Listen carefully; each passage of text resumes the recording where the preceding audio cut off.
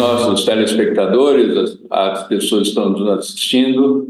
A gente tem o enorme prazer de receber aqui o Márcio Chercelli, presidente da Iveco, que vai contar para a gente as expectativas que se tem, o que a Iveco está preparando para a Fenatran. A gente começa com o Márcio com a seguinte questão. Apesar da Fenatran acontecer só no penúltimo mês do ano, já está se falando demais em Fenatran. Então, qual a sua expectativa para o evento desse ano? O que você está esperando da Fenatran esse ano? Vamos ter uma Fenatran gigante? Bom, primeiramente é um prazer estar aqui com você, Fred, e, né, sempre muito bacana compartilhar um pouco, né, do que a gente está vendo aqui do ponto de vista da Iveco. Bom, Fenatran, falar de Fenatran, eu sou um super fã de Fenatran, participo de Fenatran há muitos anos, e, né, a gente ficou um pouco triste aí com a interrupção que aconteceu durante a pandemia, mas desde a última Fenatran nós retomamos de maneira bastante positiva. E, sem sombra de dúvidas, a nossa expectativa para esse evento, para simplesmente a maior feira, né, de transportes da América Latina, é muito positiva. O fato dela estar acontecendo no final do ano, na verdade, gera uma expectativa de compra, né, uma expectativa de negócios antecipada. Então, muitos clientes já, se possível, eles começam a se planejar para fechar os negócios durante a feira. É meio que uma tradição esse tipo de situação, né? E, obviamente, isso já movimenta o mercado e já direciona um pouco alguns setores para esse momento bastante importante que é a Fenatran. Um detalhe, o que vocês estão preparando de novidade para apresentar lá? Está se falando muito em caminhões a gás, caminhões elétricos, etc, etc. O que vocês estão preparando?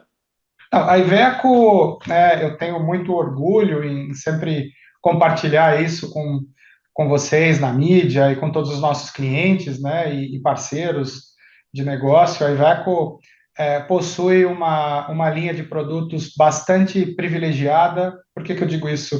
Muito completa, né? A Iveco é uma das poucas montadoras no Brasil que possui a sua linha de produtos completa, desde 13,5 toneladas até 74 toneladas. Nós estamos presentes com produtos, nós temos disponibilidade de produtos em todos os segmentos, seja no transporte urbano, seja com a nossa Daily, seja com o nosso veículo Tractor médios, semipesados, que atuam tanto na entrega urbana, quanto também nas intercities, aí, intercidades, né, quanto no segmento de pesados. Então, nós temos temos o nosso line-up de produto completo e temos também, para cada segmento desses que eu acabei de citar, nós temos uma alternativa ou uma solução de um combustível alternativo, né? E vocês vão ter, né, assim como a gente, o privilégio de participar do evento e poder visualizar isso. Então, por exemplo,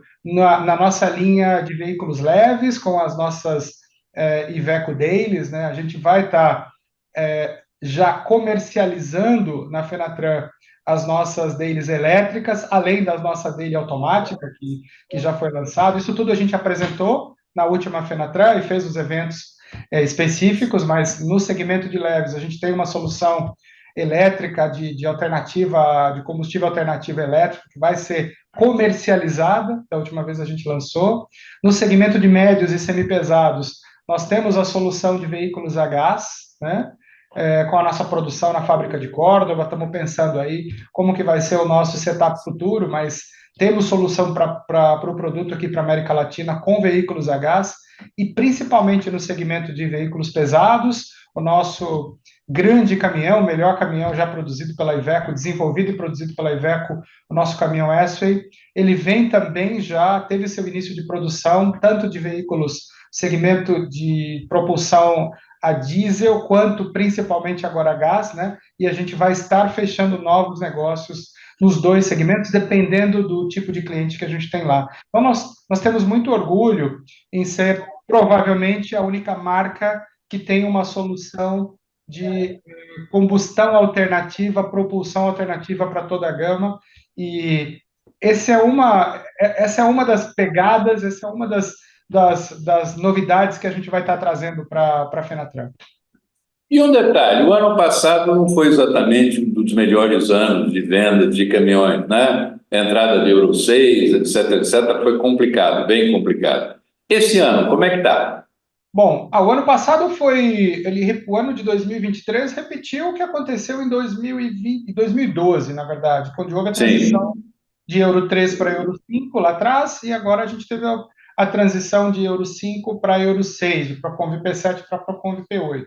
Sempre que isso acontece, o mercado retrai, né? E aconteceu exatamente o que a gente tinha previsto.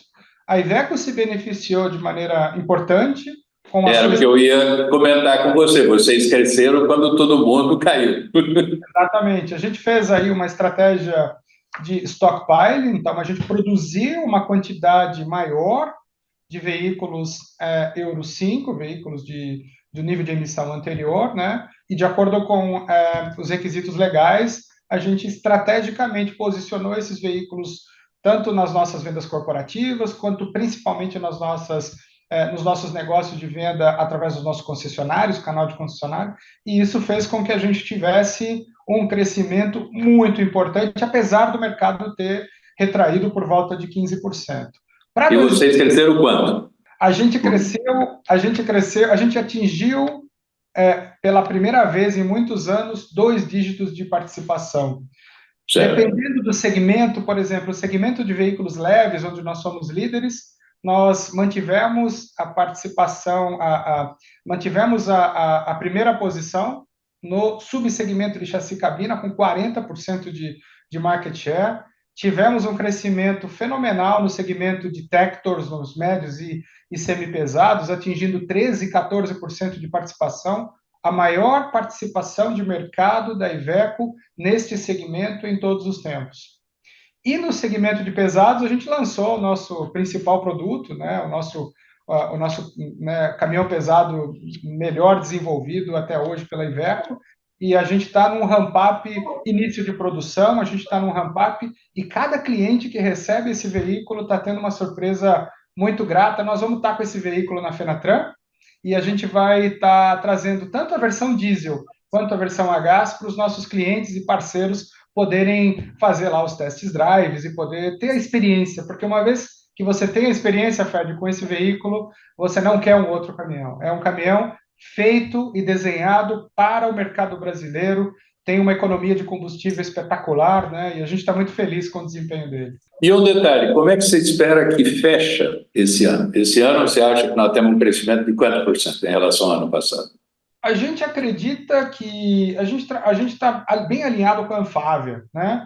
Então, quando nós falamos em volumes de venda, o dado ele bate a casa dos 146, das 146 mil unidades entre caminhões e ônibus. Estamos falando aí de um crescimento de 13,6% de market share. Agora, o interessante é que, como tem esse efeito sanfona, ou teve esse efeito sanfona em 2023 por conta desse stockpile que a maioria das empresas, nem todas as empresas, fizeram, em termos de produção, deve ter um crescimento da ordem de 32%.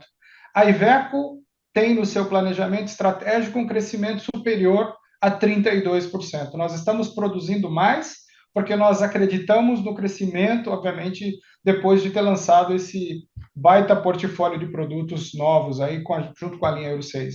Certo. Um detalhe, nos últimos anos, o salto tecnológico foi brutal dentro dos caminhões, ou seja, o que se agregou de tecnologia foi um absurdo. Como é que vocês estão fazendo para fazer com que os motoristas consigam operar essas verdadeiras espaçonaves que vocês estão colocando nas estradas?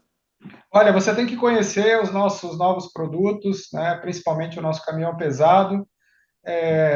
Quando você dirige ou pilota um caminhão dessa categoria, apesar dele ser grande, né, apesar dele ser algo realmente de dimensões bastante acentuadas, você tem a impressão que você está dirigindo um automóvel, tanto do ponto de vista de conforto, quanto do ponto de vista de tecnologia. Aqui eu estou falando de conectividade, né? Então, cada caminhão que sai da nossa fábrica de Sete Lagoas, principalmente os caminhões pesados, ele já sai conectado. E olha que interessante, a gente tem dentro da nossa engenharia, nós temos um departamento que cuida do monitoramento desses veículos. 100% dos veículos são monitorados, nós chamamos lá de control room, né? É onde cada veículo ele é 24 horas por dia, 7 dias por semana monitorado, e sempre que existe alguma variação ou algum tipo de ocorrência, mesmo que preliminar, mesmo que preventiva, a gente tem a opção de nos comunicarmos com os motoristas e agir de forma preventiva. O nosso Iveco On, que é o sistema que a gente tem implementado nesses caminhões, ele também está na palma da mão dos motoristas, né? E também no painel, obviamente, mas no celular é mais fancy, eles gostam mais, né? E eles têm também todos os dados relevantes para fazer a sua gestão de performance e também administração de manutenção, agendamentos e tudo mais. Então, são veículos de altíssima tecnologia que não deixam nada a desejar, Fred, para os automóveis, né, de mais alta tecnologia que nós temos no mercado hoje. O caminhão e automóvel está muito equiparado em relação a essas tecnologias hoje. Márcio, uma questão. Como é que está financiamento? Está fácil, está difícil, aprovação, ficha, está complicado? Eu diria que os financiamentos estão indo para um caminho melhor. Nós tivemos um desafio muito grande no ano passado, principalmente quando a taxa Selic bateu a casa dos 13,75 e ali ficou por exatos 12 meses, né? Então, de final de 2022 até 2020, até final de 2023, por volta de agosto, setembro, a gente teve nesse patamar. Ali foi muito complicado, porque, obviamente, os juros dos financiamentos eram elevados, as parcelas eram muito elevadas e, naturalmente, o custo ou o valor do frete ele não acompanhou isso. Então, foi um desafio para os nossos clientes.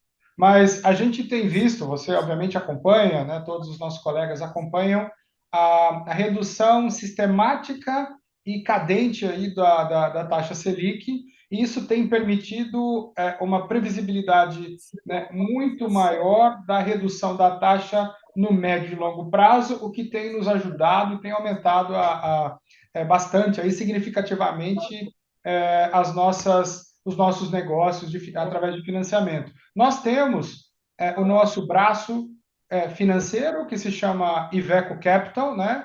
Que, sem sombra de dúvidas, para o nosso cliente é a melhor solução de mercado. Mas também temos os nossos bancos parceiros, né? Que a gente usa dependendo do tipo de perfil de cliente e do tipo de negócio que nós estamos fazendo. Aqui nós estamos muito bem preparados e muito bem suportados com uma solução 360 graus, também tocando o campo financeiro. Inclusive a locação de caminhões? Locação é uma tendência muito relevante no nosso mercado, né? As estatísticas indicam que por volta de 7 a 8% dos caminhões emplacados, seja em todos os segmentos, né? Eles são emplacados já através de locadoras, né? E a gente sim está olhando isso de maneira bastante especial e temos alguns projetos por trás e em breve a gente vai compartilhar com vocês. Certo. E um detalhe: para esses caminhões a gás, caminhões elétricos, as novas alternativas que apareceram e que estão crescendo no mercado, você acredita que a gente vai ter efetivamente o tal financiamento verde? Tão decantado, fala, fala, mas nunca aparece?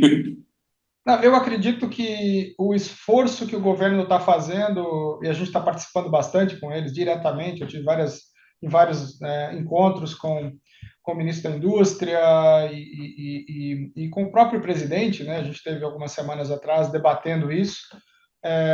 Nós falamos ali sobre o programa Mover, e aqui quero mais uma vez parabenizar o governo brasileiro pela iniciativa, toda a equipe que está estruturando o programa Mover, que, entre outros objetivos, visa dar previsibilidade para o negócio automotivo brasileiro, incluindo automóveis e veículos comerciais, né? Então, nesse sentido, eu vejo sim evolução, né? Uma evolução significativa, e eu estou bastante otimista, porque, afinal de contas, essa é uma das grandes apostas do ponto de vista estratégico que a Iveco faz, porque nós somos uma das poucas montadoras que tem o produto desenvolvido para a solução a gás, para atender a matriz energética a gás brasileira, né?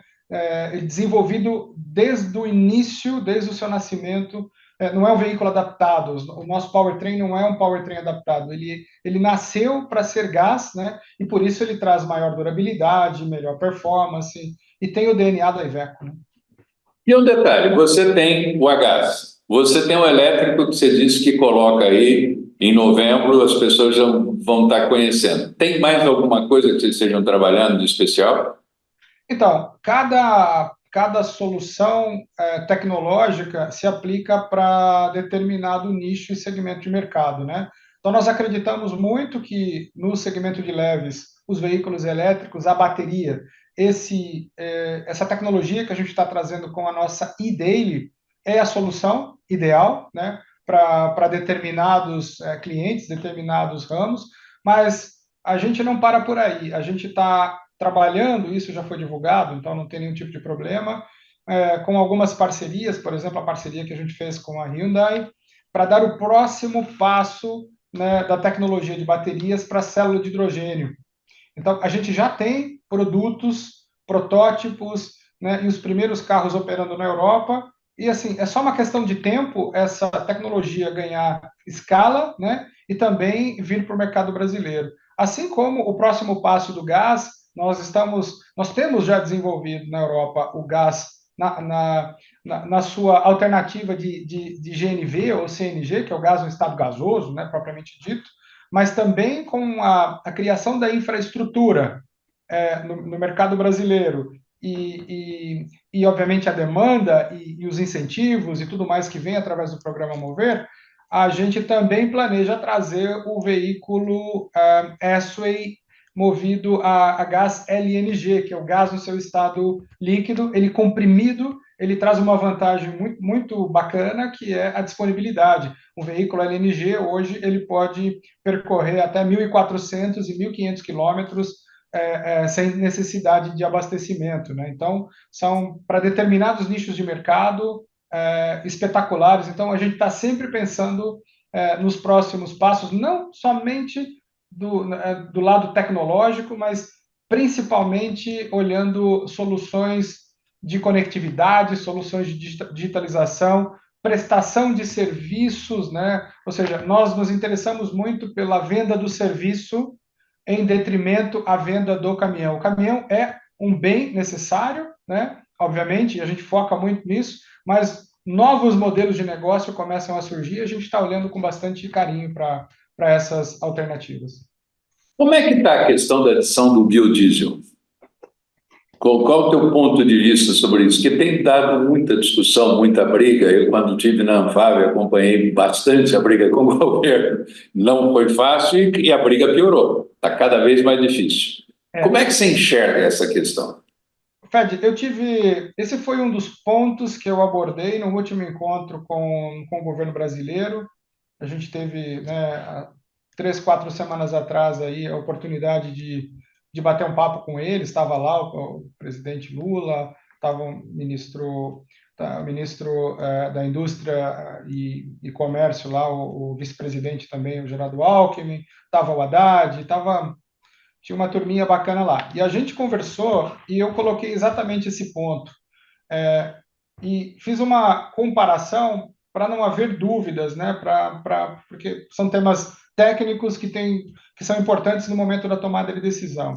Enquanto que um veículo a gás, no caso brasileiro, ele leva uma vantagem muito grande se esse gás que a gente está abastecendo, ele é um gás originado, né, ele é um biometano, ele é um Sim. biogás, ou seja, ele é um gás produzido a partir de resíduos, né, do meio ambiente ou das indústrias, etc., que tem um custo zero, né, um custo muito baixo, né, um desempenho muito positivo. A gente não pode confundir o biometano com o biodiesel, né? O biodiesel é um outro animal, é um outro bicho. É uma tendência, mas também eu fiz ali um alerta, porque não basta a liberação cada vez mais de quantidade do bio no diesel, né, no caso aí, não basta que essa mistura ela aumente a cada vez mais se os produtos não estão preparados. Eu não vejo um grande problema para os novos produtos, para os novos caminhões e para os novos ônibus que a gente está desenvolvendo e que vão ser adaptados para esse tipo de aplicação.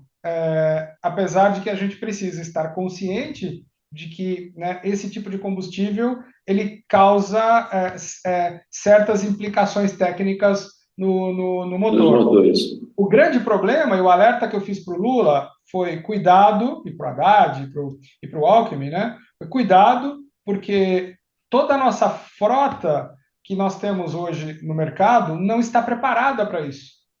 Então, não existe nenhum trabalho no sentido de preparar um caminhão que foi vendido há 5, 10, 15, 20, 30 anos. A gente sabe da idade da nossa frota no Brasil, né? Esses veículos, eles já estão tendo sérios problemas de performance, sérios problemas técnicos, né? Eles estão falhando, o sistema de injeção está tendo problema, a performance está tendo problema. Então, essa é uma situação que tem que ser muito bem pensada e não pode ser à revelia, porque senão você causa um mal muito maior, né, do que o benefício para o meio ambiente que deveria ser esperado.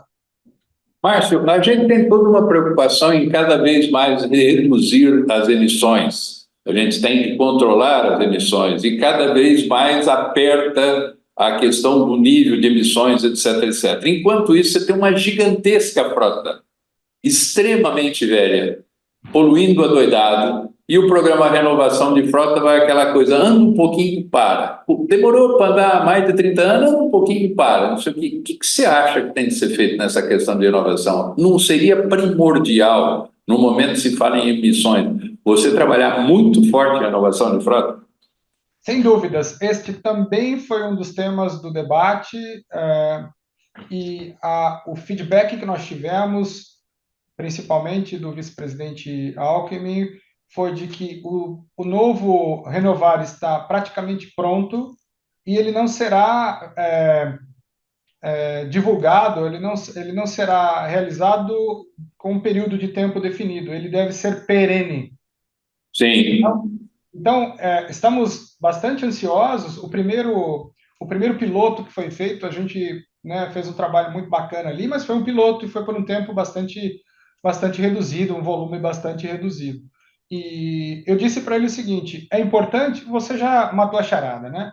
É importante a gente continuar trabalhando com novas tecnologias e produzir veículos. A gente falou aí no ano 120, 140, 160 mil veículos novos que abastecem o mercado brasileiro, mas a gente tem 500 mil, 700 mil, provavelmente mais do que 1 milhão de veículos rodando que são acima de 30 e 35 anos. Então, esses veículos são os veículos que mais poluem o meio ambiente. É para esses veículos que o programa Renovar precisa ser aplicado, né? Mas, assim, eu vejo que a equipe do governo é uma equipe extremamente competente, tem lá o secretário Wallace, tem a Margarete Gandini, são talentosíssimos, eles estão nos ouvindo, e eu estou bastante otimista em relação ao que deve estar saindo aí nas próximas semanas, próximos meses. Um detalhe, para a gente começar a encerrar, eu estou falando um pouco mais espaçado, etc, etc, porque essa é uma pergunta bem pessoal, é uma pergunta que eu acho bem interessante. Na última década, a gente tem assistido um fenômeno incrível. Salões de automóvel do mundo inteiro sofreram um verdadeiro desaparecimento, ou seja, Frankfurt sumiu, que era o mais tradicional, que era o sucessor de Berlim, era o mais antigo salão do mundo, desapareceu, mudou para Munique, mas Munique é um terço. Você tem Salão de Paris com enormes dificuldades, você tem o Salão de São Paulo, quem sabe volta esse ano, há um pedido para que se volte, Buenos Aires morreu. A gente vê Detroit tentando fazer, não dá certo, está tudo automóvel. E aí a gente vai para o famoso caminhão, você tem Hannover. Você tem uma coisa curiosa, Hannover nesse ano, lá em setembro, ele não chama mais o IAA Commercial Vehicles, mudou o nome para Transportation 24. O que acontece com uma Fenatran, que tem uma paixão tão grande, parece amor de novela. Ou seja, todo mundo é apaixonado por esse evento. Qual a tua opinião? De onde vem essa paixão Fenatran? Eu acho que tanto a Fenatran quanto o Salão do Automóvel, e por falar em Salão do Automóvel, esse foi um tema também que o presidente Lula explicitamente colocou nesse encontro, Cobrou. e falou, por favor, voltem com o salão, mas Salão do Automóvel e automóvel remetem à emoção, né? Então, eu concordo com ele nesse sentido, de que, né, todo mundo fica esperando o grande momento para conhecer quais são os novos caminhões, desculpa, quais são os novos automóveis, quais são os novos lançamentos. Ali você vê carro conceito, ali você vê veículos que você não vê durante, né, no dia a dia na rua, né? Então, tem um apelo emocional bastante importante. Diferente dos caminhões, obviamente, caminhões, tem muita gente que vai ali para, né, entender um pouco e perceber um pouco como que está caminhando a questão tecnológica, para ver um pouco de como funciona aí a dinâmica dentro de uma montadora, como que é essa questão do marketing, mas existe, no caso de uma Fenatran, de uma feira de transportes, um apelo de negócio que é muito relevante. Então, pouca gente vai numa feira de automóveis para comprar um automóvel em si, né? Você vai mais para conhecer e para ver, depois você fecha o negócio numa concessionária e tudo mais. Mas uma feira de transportes é uma feira de negócios. É uma feira onde, né, realmente a montadora, o concessionário, né, os fornecedores e principalmente os clientes se preparam para fechar negócios. Então, para mim é isso, esse é o grande diferencial. E assim, todo mundo quer fechar negócios, todo mundo gosta de ter um momento e uma oportunidade para fazer. A montadora gosta porque faz volume, né? Porque também faz bastante campanha e a marca é identificada ali, né? Por todo o glamour que passa ali. E os clientes aproveitam as oportunidades, os concessionários aproveitam também pela oportunidade de fechar negócio. Então, o diferencial é o apelo emocional de uma feira de automóveis para um apelo de negócios mesmo, de business mesmo, para uma feira de veículos comerciais. É assim que eu vejo. Certo. Nós, na Fenatran, nós vamos estar lá, certo? Com absoluta certeza, num evento que promete ser um dos melhores da história. Já gostaria de fazer antecipadamente o convite, nós vamos ter lá painéis de debates, né, feito dentro do Rota Fenatran, e a gente gostaria já antecipadamente de convidar para você ser um dos participantes, um dos debatedores, para se discutir as questões do setor de transportes, a questão da produção, das emissões, etc, etc. Muito obrigado mesmo pela sua presença, muito obrigado mesmo pelas suas respostas. Agradecido. Vai ser uma honra estar lá com vocês. Eu agradeço mais uma vez o convite e fica aqui a mensagem, né, para todos os clientes, todos os parceiros. Participem dessa Fenatran, vai ser, sem sombra de dúvidas, mais uma vez, a Fenatran histórica, maior e melhor Fenatran de todos os tempos, e a Iveco vai estar lá com algumas novidades incríveis. Então, conto com todos vocês e um abraço a todos vocês aí.